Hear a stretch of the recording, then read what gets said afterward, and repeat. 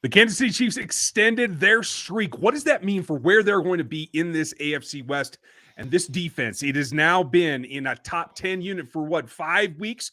Is this a mirage, or can they stay there? And then what do we know? Is there a new wide receiver 2 in Kansas City? We're going to cover all that coming up on Locked On Chiefs. From the land of the free and the home of the Chiefs, this is the Locked On Chiefs podcast. Welcome back, Chiefs fans. We're brought to you today by On Location, the official hospitality partner for the NFL, the only place you can score a once-in-a-lifetime Super Bowl trip. A ticket experience as well. OnLocation.exp.com is the place to go /SB56. So that is OnLocationXP.com/SB56. That's how you can get in the game there. We have a lot to talk about, and this is a nice one to take away. It's nice to be on the upside here.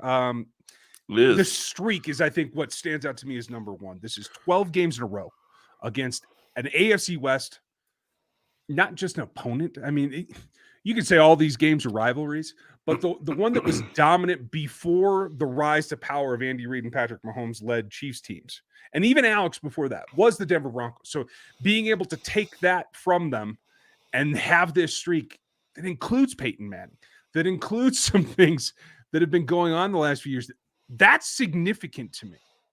Yeah, and Kansas City kind of broke Peyton Manning in Denver. Their first win in this their first win in this streak was against Peyton Manning, and they actually got Peyton Manning benched for Brock Osweiler. And Brock probably appreciates the Chiefs because they got him paid. But that's a whole other story. I do want to say really quick, I am still not 100%, so I apologize ahead of time. But I am here, so please take that with a grain of salt. What I do want to say about this game, though, yes, Kansas City moved to 12 wins in a streak on this against this Broncos unit. But more importantly to me, you look at what this means overall over the past 5 weeks. 5 wins, just over 10 points a game on defense allowed. And if you look at just the last 4 weeks, less than 10 points a game in the last 4 weeks allowed on defense. And only one game actually went over 10 points. Yeah, and we're going to get into the defense and what they've been doing to get to that point. But what this means for the AFC West is that you are now off to the start. This is the guts of your AFC West schedule. And to get off to that start, and quite frankly, I mean, let's be honest, if it's not for a couple of relaxed plays, they probably don't even get in the end zone last night. So we're talking about, giving up less than 10, less than a touchdown. And the Chiefs, I think the defense actually pulled back in the second half. You and I think talked about this after the game, or after, before we actually recorded. I think they pulled back on that touchdown drive. They didn't blitz at all.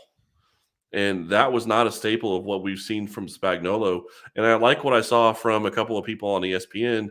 Dan Orlovsky was actually talking about this specifically earlier on Monday, saying that this Chiefs defense is going out there and playing, okay, you want to do something, come take it from us. Mm-hmm. And that is generally how they've been playing. They didn't play that way on that touchdown drive, and I'm okay with that because I get what they were trying to do. All they were trying to do at that point was just get through the rest of the game because they felt like they had control of it. Yeah, and at that point, that sets you up. That for that to be what kicks off this role of AFC matchups, AFC West matchups, I think that's got to have the Raiders that were leading the division shaking in their boots, to tell you the truth. I know that the Chargers put out a lot of points this last weekend, but they still look like them.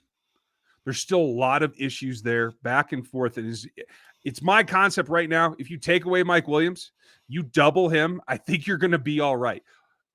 Keenan Allen went on to the COVID list today. Who knows what's going to happen in the next couple of weeks here? I did not see that. As the Chiefs go into this, though, they are set up in prime territory to not only build on that streak, but make a whole new one and take this AFC West into the realm that is dominance, not just over a season, but over a decade. How many years have they won the AFC West in a row now? 5, headed to 6. Now, I also want to point this out really quick. Big thing that really made a huge difference in that first game, and I actually didn't even watch the first game live, I'll be honest and say that. But big thing that made a big difference in that first game with the Chargers was turnovers. Cincinnati turned the ball over 4 times. Mm-hmm. You're never going to win a football game if you turn the ball over. Okay, I won't say never. 99.999% of the time, you will never win a football game if you turn it over 4 times, unless the other team turns it over 4 or 5. So that's kind of the way that it works. Yeah. It's absolutely the way it works. So I think what you're seeing there is you saw a team in the Chargers that are prone to take advantage of teams that are making mistakes. And, I watched some of that Chargers game yesterday. I think Cincinnati was actually driving to go take the lead against the Chargers, and that game could have completely changed had Joe Mixon not coughed up the fumble and had it returned for a touchdown. Yeah, fair enough. And honestly, in that particular outcome, there's positives and negatives on both sides of whoever would have come out with that game for the Chiefs. But it just goes to show you that this whole division is still up for grabs, and they have a chance to take that. If they can win this division for a 6-year row, that's an overall 60% of a decade that you can claim dominance. Let alone if that's in a row. We'll get to that and see how long that streak can continue, because there's a lot of power there that they're going to have to deal with. And for you guys, you listen to podcasts to power from the inside track. You switch to Boost Mobile for the power to save money. And that's why they're here. And that's why we're here. Because of Boost, you get the power of the free 5G phone. You can listen to latest episodes on that device and keep your favorite players and teams. With Boost, you get 3 unlimited data lines for $30 a month each, so your family can share all the insights as well. And the power from one of America's largest 5G networks, so you can do everything at 5G speed. Switch to Boost Mobile and find out. You can get a free Samsung A32 G5 when you switch over to America's largest G5 network. That's over at Boost Mobile. Disclaimer that you guys need to know about is a free phone is limited to the new customers and 1 per line. Additional restrictions apply. Offers and coverages are not available everywhere, so check and make sure. Use boostmobile.com for details. And once you do, you get a little power up there. Maybe you can save some time and, go somewhere else. You can get to On Location. Every game, and the big game for these Chiefs is one that we can take away and talk about forever, is the big one for this upcoming Super Bowl. I know we've had past Super Bowls, but the one upcoming is going to be important. Super Bowl 56 at SoFi is less than 100 days away. And On Location, the official hospitality host for the NFL, they are their partner, is the only place to score a once-in-a-lifetime Super Bowl ticket and experience package. Select your exact seats. Choose from elite experiences featuring the exclusive pregame celebration, all the NFL legends, the 5-star hotels, food from chefs like Wolfgang Puck. Visit On Location, exp.com/SB56 for more information, or search Super Bowl On Location and you'll find it. That's location, exp.com/SB56, or search Super Bowl On Location, and you'll have a feeling that you can get everything that's in that Super Bowl on location. I think that'd be fun. I have not attended a Super Bowl in person, so it would be a ton of fun. Well, that right? would be a lot of fun to go to. The thing that would make it more fun, I think, is if I could have a defense that only gave up 10 points. And that's what the Chiefs have been doing on average here lately. And there's a number of reasons why. But first, are you surprised they've gotten to that point given the monstrosity that we saw early in the season? Yes, but I also think that it needs to be pointed out that, as Chris Collinsworth or Al Michaels pointed out on the Sunday night broadcast, Kansas City's defense has at times struggled early in the year, and they start to figure it out in the second half of the season. And I think that's part of what's going on. I also think it was partially injuries. And so I think that what you're looking at with, Chris Jones moving back inside, Melvin Ingram coming over, Frank Clark getting healthy, and Rashad Fenton coming back, Shavarius Ward coming back, Willie Gay playing and coming back because he was injured early. Mm-hmm. Nick Bolton starting to get some snaps on defense, although he didn't get that many. And I just want to throw this out there really quick. I know we talked about this earlier, and I don't want to change it away from defense, but I did just look this up. If the Chiefs win the division again this year, that would be the first time in AFC West history that somebody has won the division 6 years in a row. Yeah, I think it was the same thing with 5. There's multiple times that it's happened with 5. Okay. Yep. But again, that goes back to dominating for a decade. That's just crazy. And it's nice to see a little bit of balance here as the defense comes on. A couple of things that stands out to me when we review this game, and one of them is, what have we been talking about for the last few weeks? Yes, Spags likes to blitz. When he has to, that's a problem. And I was really pleased. It actually is lower than I thought. The rate that the percent that they blitzed Teddy Bridgewater, it was only 12 snaps on 44 dropbacks yesterday. That is lower than even I thought in terms of, I would say probably 3, 4, maybe even 5 more blitzes that I thought I would rack up. That must have just been, show it and drop out. And that's perfectly fine. But that tells me that you're getting more pressure with just your front four. And they are. Absolutely. And if you had to pick one guy like right now, who stood out to you the most in that particular group in the front four last night in terms of what they were doing to affect the quarterback? Well, Melvin Ingram started the game off with a sack, and I think that really set the tone for most of it, because I think what you've seen from Bridgewater in his career is if he gets hassled, he's not going to be able to stick in, and he's not going to make some of the throws that he probably should make. Mm-hmm. So I think that really set the tone for things. And I was trying to look up, and I apologize, that's why I'm looking at my phone. PFF had something about the Chiefs that came out earlier about how their rankings for the game was mostly offensive linemen. Okay, here we go. Jerron Reed, 81.2 in grade. And then, I guess that's the only defensive lineman that got an 81 grade. But then you had 3 offensive linemen get 74 and above. Orlando Brown, Creed Humphrey, and Andrew Wiley, and Shavarius Ward with a 74.5. Now, yes, that's PFF gradings, but my point is you're having guys step up that we didn't expect, or we maybe expected, because I wanted to see Jerron Reed step up earlier, but now PFF is saying he's playing better, and I think that's going to help as well, because it's a sum of all the parts. It's not just one guy.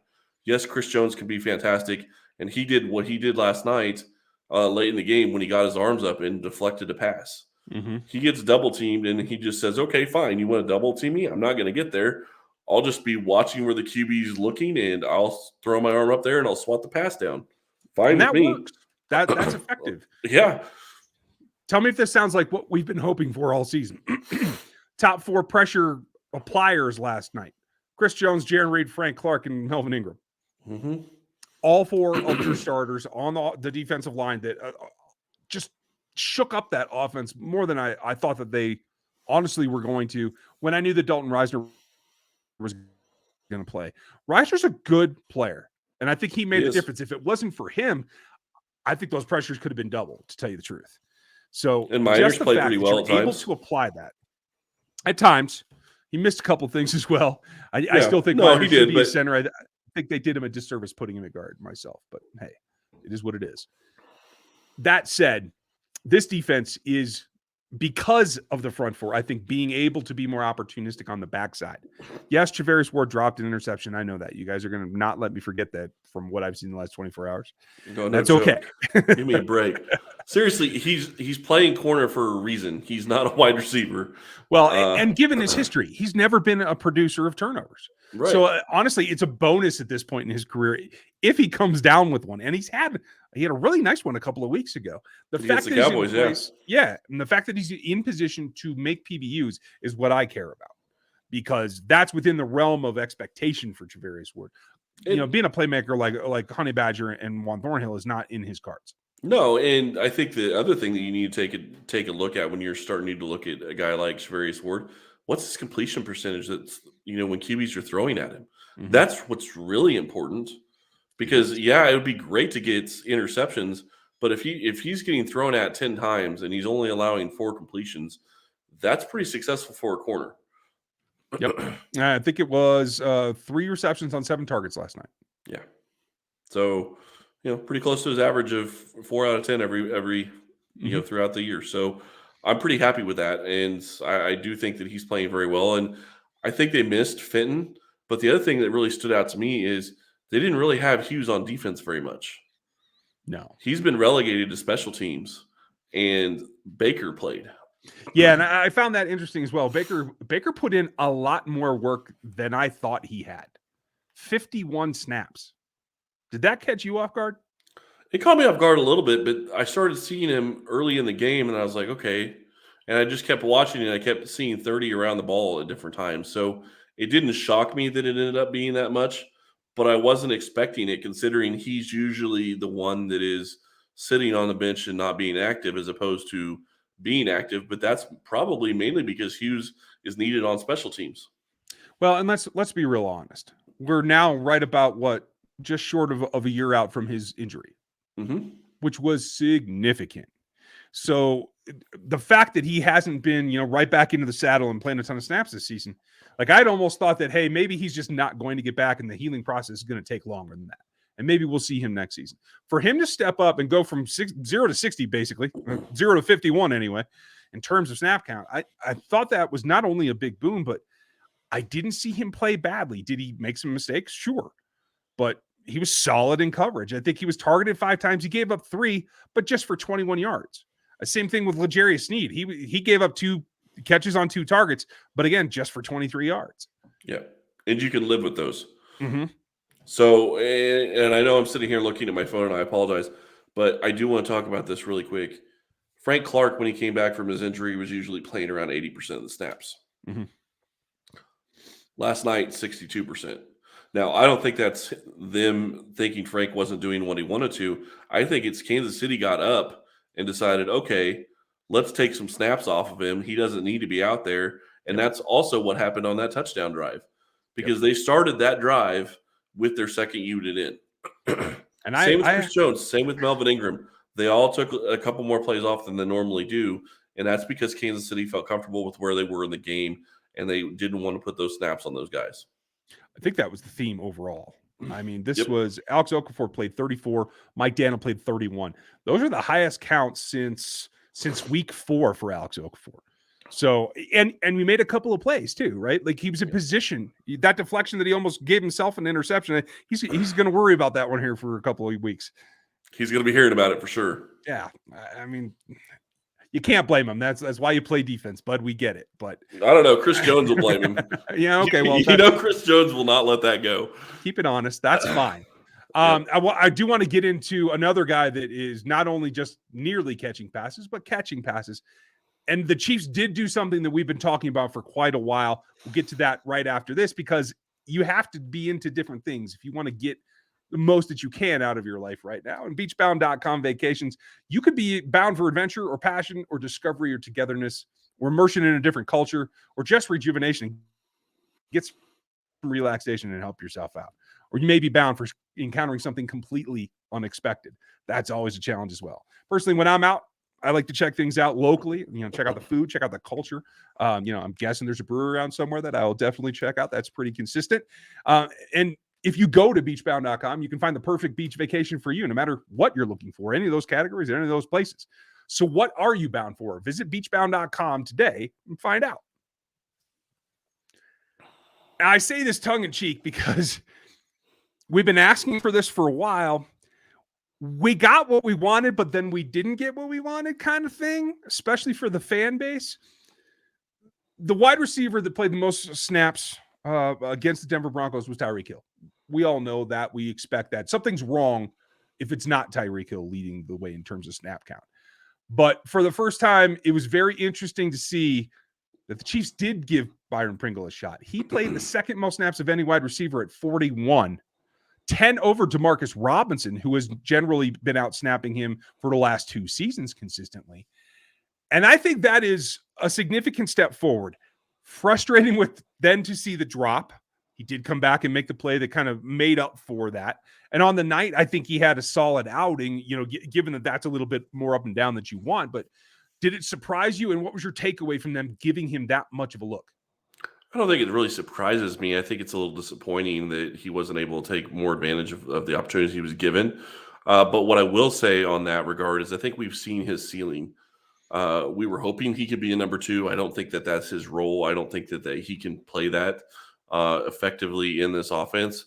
I will say, though, I would be very happy if they could find a way to sign him long-term as their number 3 and do a long-term, 3 or 4 years for a good number 3 deal. I think he could play that role. I think he could succeed in that role, especially because he is so effective on special teams and he is such a core guy there. But I also think that what you saw was he pressed last night, and that's why he dropped the ball. Tyreek Hill pressed last night. That's why he dropped the ball. Travis Kelce pressed last night, and that's why he dropped the ball. The only guy I didn't see the press other than the running backs was DeMarcus Robinson. DeMarcus Robinson looked like a wide receiver, and that's not I mean, that is what he is, but that's not what you want to see from this unit is Demarcus Robinson looking the most comfortable catching passes for Patrick Mahomes. Yeah. Jitterbug routine and all that he seemed to have on both those receptions. But yeah. At least he pulled the ball in. Right? Yeah. Baby steps. I'm with you. Yeah. That said, like, I think they need to continue this. Yes, Byron had that drop. Had another one. I don't know that it was on him that he didn't catch it, but targeted 4 times, only had 1 reception. But he's had a couple of big plays this season, and he was the number 1 target after Kelsey and Hill. And I do want to point out really quick, they went right back to him. Like, he dropped a ball on third down, and the first pass that came the next series, they went right back at him. And I think that's really significant because that tells me that this wasn't a 1-game experiment, that they need to continue that. And when you tie that in with the other snap counts that we saw, and again, we understand that they felt pretty comfortable in this game. But take a look at what happened beyond that. It was Josh Gordon, 13 total snaps, 8 routes. It was Noah Gray, 12 snaps. McCole Hardman, 9 snaps. And kudos to McCole because he did make a nice play with that one little pass that he took and turned into something. But that, again, tells me there is more going on here than just, hey, we're going to give him an extended look. Like, I think we're going to see that again. I think we should see that again. And hopefully Byron Pringle will settle into that role, and we won't see this pressing and this problem with a drop before he actually gets going and makes plays. Yeah, and I think the thing that's frustrating, and it's got to be frustrating for a lot of Chiefs fans, and I know it's frustrating for me, is that we were hoping McCole Hardman could take a step forward this season. I think he's taken a step back in some ways, and it looks like the team thinks he's taken a step back in some ways. And I think that's got to be frustrating. Does he have the ability to do certain things? Yes. The problem he's running into right now, and I think it's not just this, but I think it's partially this, is that what he excels at, Kansas City can't do right now because they're not getting a lot of 1 safety looks. Mm-hmm. They're getting mostly 2 safety looks. Well, that's not where his bread and butter is. His bread and butter is running 9 routes and getting down the field and using the speed for that. That's not something he's going to be able to do in this offense with the way that defenses are playing them. So I think that's a problem. You know, Josh Gordon not getting involved in the offense, that's been really frustrating for me to see because I think that he gives them another dimension of something they don't have. But I also think that we expected something early from him that may not come until the playoffs, just because you got to remember he was out of football for 2 years. Right. He's acclimating. So maybe he gets there, maybe he doesn't. But I do think that, you know, and I don't want to talk about the draft next year too much, but I do think that the number 2 spot is going to be something that they're going to have to address either in the draft or free agency. I think you're probably right. And that all comes back to Patrick Mahomes. And I think this is, again, another bit of a drain on his confidence in who he's throwing to. And we've seen him continue to be inaccurate, to make some crazy arm angle plays. He doesn't have to. That's the other problem.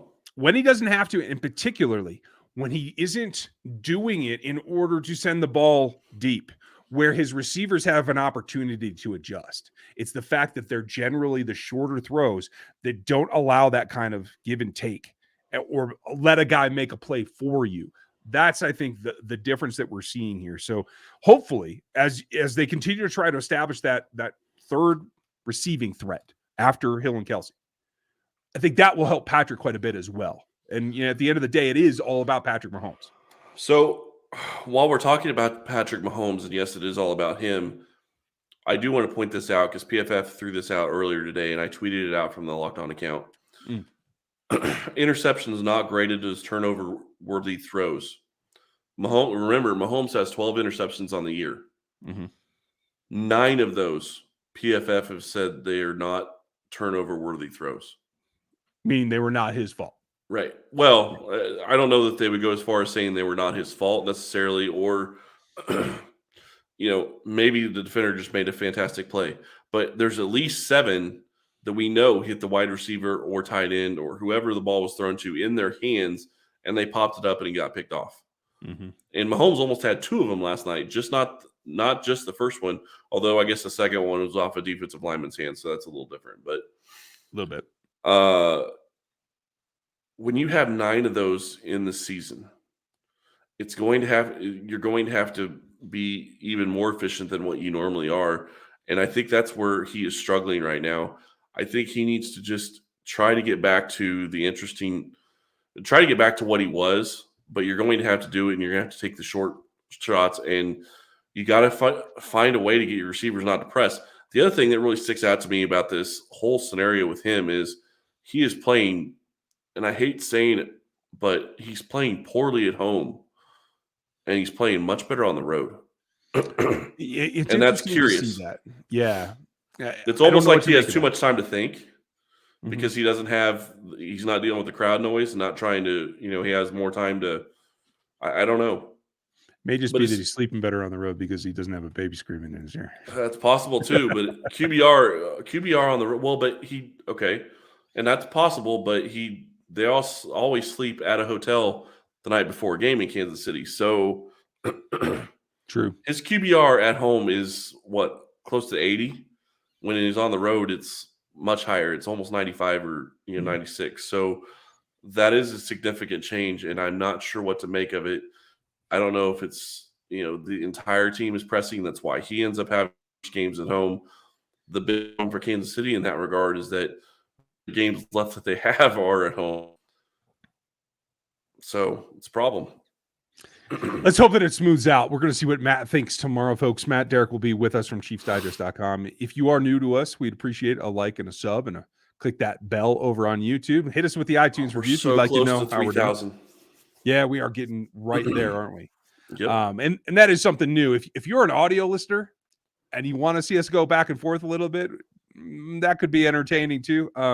We are not exactly devoid of facial expression when yelling at each other, talking to each other, whatever you want to call this. Although, like I said, I haven't felt good the past 2 days, so please forgive me for that. But we'd appreciate it. Even if you're not a YouTube type subscriber, just go there and click subscribe and let us know that you're there. We're looking forward to it. We appreciate you taking the time to listen to us today. Matt will be back tomorrow. We're going to talk about the next game starting Thursday, and then we'll have our preview where we're going to give you our predictions after boiling all this back down into what's going to happen next week. So bear with us. We are here 5 days a week just for you guys. So we appreciate you taking the time today, and we'll talk to you tomorrow.